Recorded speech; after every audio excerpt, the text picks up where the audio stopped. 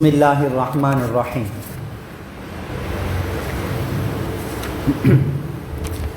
عن ابی ہریرہ رضی اللہ تعالی عنہ قال قال رسول اللہ صلی اللہ علیہ وسلم، حضرت ابو ہریرہ رضی اللہ تعالی عنہ سے روایت ہے، فرماتے ہیں کہ رسول اللہ صلی اللہ علیہ وسلم نے ارشاد فرمایا،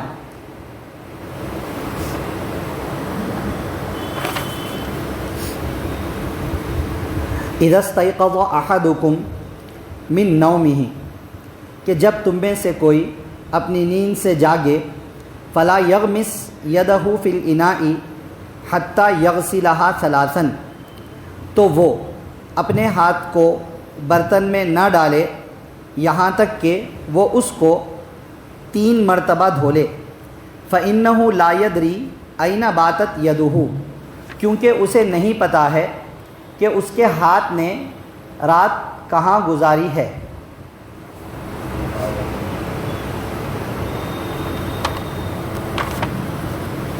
متفق علیہ۔ اس حدیث کو امام بخاری اور امام مسلم رحمہم اللہ نے روایت کیا ہے۔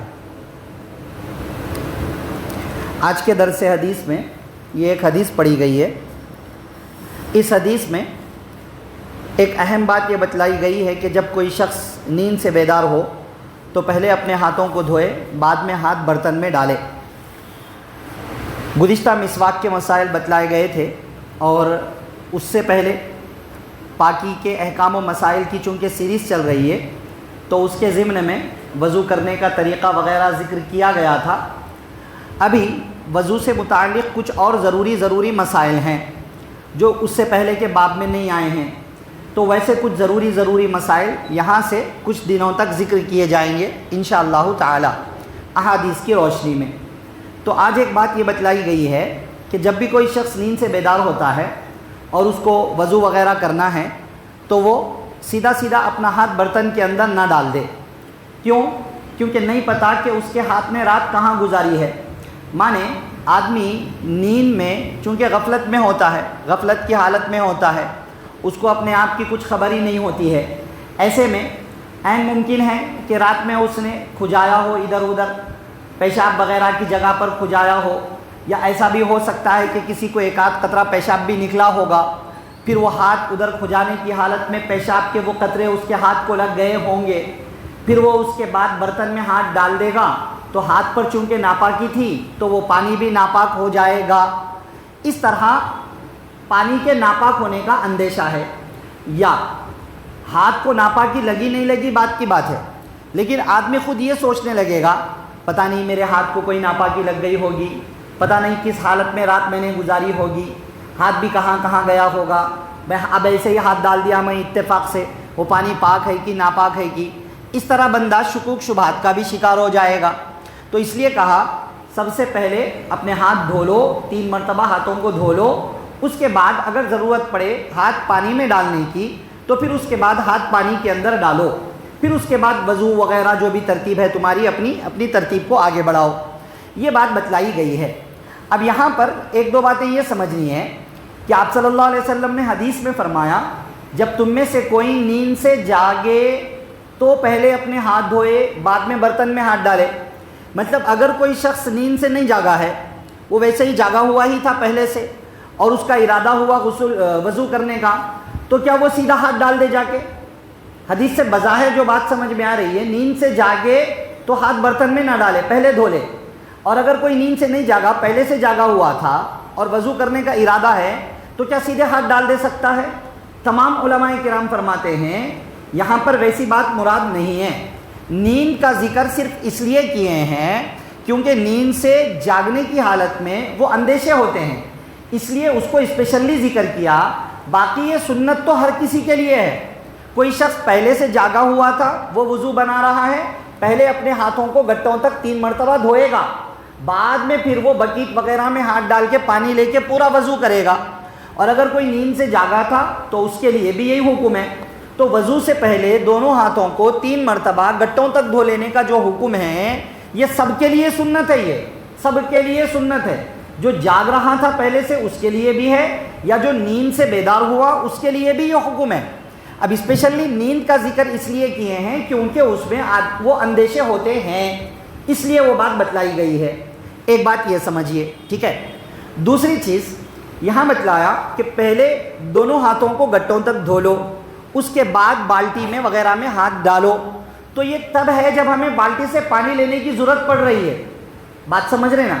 اگر نل سے ہم پانی لے رہے ہیں، بالٹی میں ہاتھ ڈالنے کی نوبت ہی نہیں آ رہی ہے ہمیں، تبھی بھی سنت تبھی بھی ہے یہ، دونوں ہاتھوں کو پہلے گٹوں تک دھو لینا، اس کے بعد باقی کا وضو کرنا، ٹھیک ہے نا؟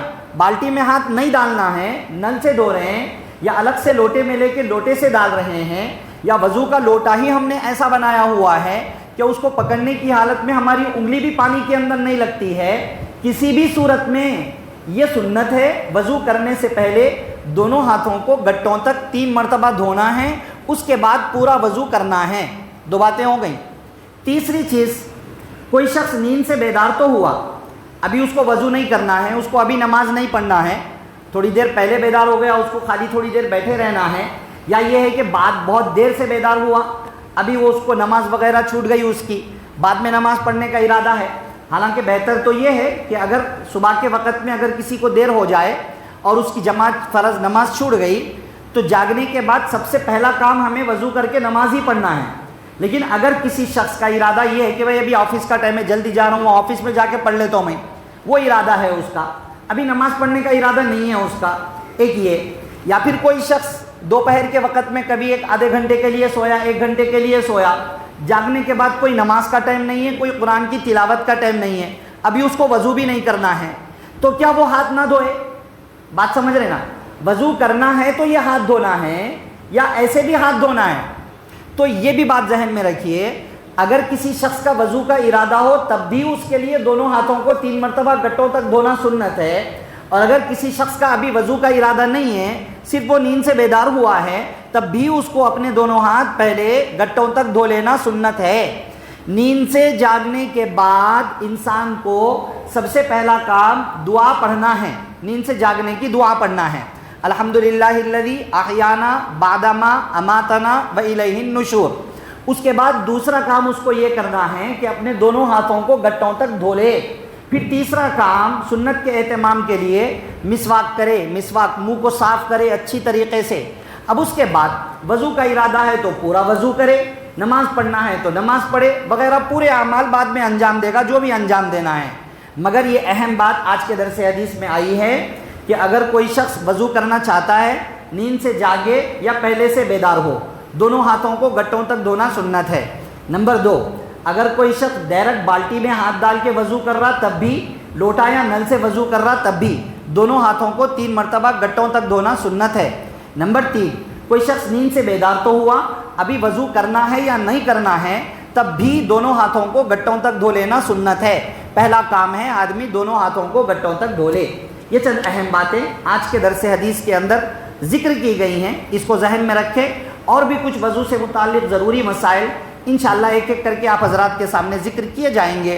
دعا فرمائیے اللہ تعالیٰ مجھے، آپ کو، سب کو قرآن و سنت کی قیمتی باتوں میں عمل کی باتوں پر عمل کرنے، بچنے کی باتوں سے بچنے، عقیدے کی باتوں پر عقیدہ رکھنے کی توفیق نصیب فرمائے، آمین۔ سبحان اللہ و بحمدہ، سبحانک اللہم و بحمدک، ونشہد ان لا الہ الا انت۔